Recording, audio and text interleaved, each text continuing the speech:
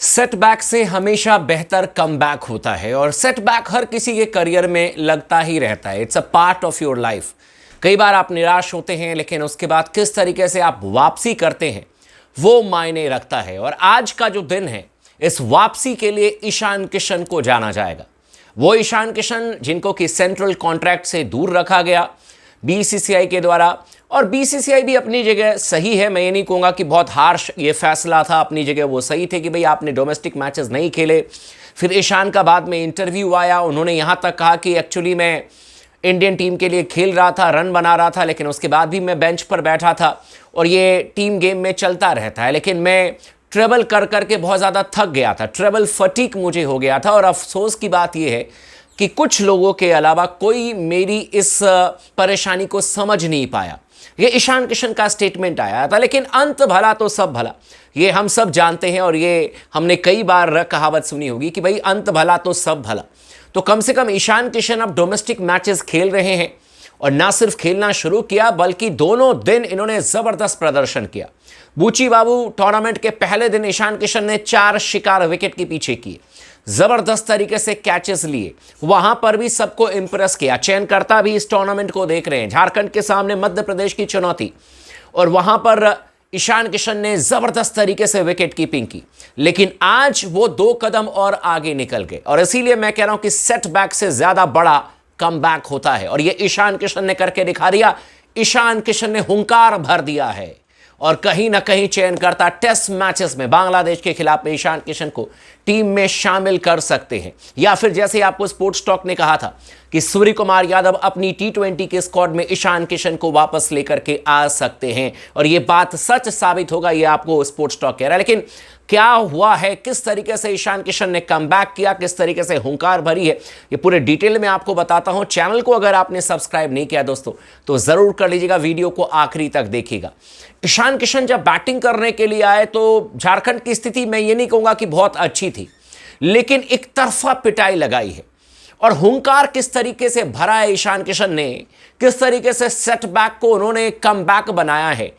61 गेंद पर इन्होंने अपना अर्धशतक पूरा किया, 61 बॉल्स पर इन्होंने अपना 50 पूरा किया, लेकिन फिर 86वें गेंद पर अपना शतक भी लगा दिया। मतलब 86 गेंद पर उन्होंने अपना 104 रन ठोक दिए, यानी कि 25 गेंदों पर उन्होंने आखिरी के 50 रन ठोके हैं 200 की स्ट्राइक रेट से। और यही ईशान किशन की सबसे बड़ी ताकत है, और इसीलिए मैं कह रहा हूं कि ईशान किशन ने हुंकार भर दिया है, कमबैक करने के लिए तैयार है और कर दिया है कमबैक। अब ये ईशान किशन रुकने वाला नहीं है। ईशान किशन का तूफान इसी तरीके से चलेगा, बवंडर आएगा, रनों का सागर ईशान किशन लगाते हुए नजर आएंगे। और इसीलिए हुंकार पर हुंकार भरेंगे ईशान किशन, क्योंकि जब करियर में आपको इस तरीके से सेटबैक मिलता है और उसके बाद जब आप कमबैक करते हैं तो कॉन्फिडेंस आपका बहुत ज्यादा बढ़ जाता है, आत्मविश्वास आपका बहुत ज्यादा बढ़ जाता है। कुल मिलाकर के ईशान किशन ने 107 गेंदों पर 114 रन बनाए, जिसमें 10 छक्के शामिल थे। 10 छक्के की मैं बात कर रहा हूं, यानी कि कुल मिलाकर के 60 रन बनाए ईशान किशन ने छक्के से। और इसके अलावा इन्होंने 5 चौके लगाए, यानी कि 20 रन आए इनके चौके से। यानी कि कुल मिलाकर के 80 रन जो है ईशान किशन ने बाउंड्रीज में लगाए हैं। जबरदस्त तरीके से पुल शॉट मार रहे थे फास्ट बॉलर के खिलाफ में।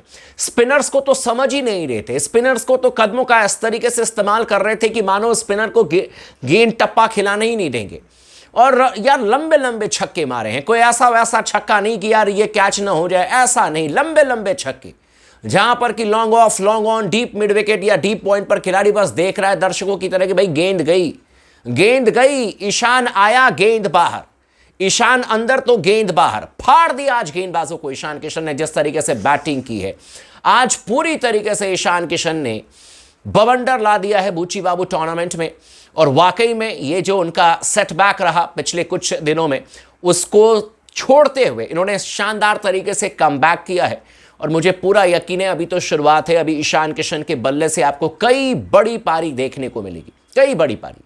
और आखिरी दफा हमने ईशान किशन को जब देखा था वो 28 नवंबर 2023 था गुवाहाटी में। और उसके बाद देखिए कि जो आपका वर्ल्ड कप खत्म हुआ था 2023 में, उसके बाद 2 बैक टू बैक मैचेस में 50 किए थे ईशान किशन ने।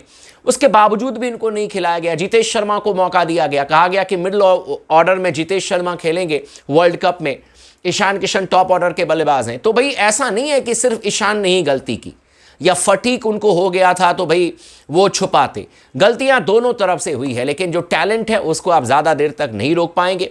और वाकई में मौका दिया है ईशान किशन को वापसी करने का अजीत अगरकर ने, साथ ही आपके बीसीसीआई सेक्रेटरी जय शाह जी ने, जिन्होंने कि कंपलसरी कहा कि भाई किसी को भी कम बैक करना है तो आप डोमेस्टिक क्रिकेट खेलिए। और जय शाह जी को मैं सैल्यूट करूंगा जिस तरीके से उन्होंने हर खिलाड़ी के लिए कम बैक करने का रास्ता इंडियन क्रिकेट के डोमेस्टिक मैचेस को बनाया है। आपको डोमेस्टिक क्रिकेट खेलना पड़ेगा। जय शाह जी को मेरा सैल्यूट है। वाकई में आज उनके निर्णय की वजह से ईशान किशन के बल्ले से शतक आया है और ईशान किशन अब एक कॉन्फिडेंट बैट्समैन के तौर पर भारतीय टीम में वापसी करेंगे। आप लोगों का क्या कहना है, आप हमें कमेंट करके जरूर बताइएगा।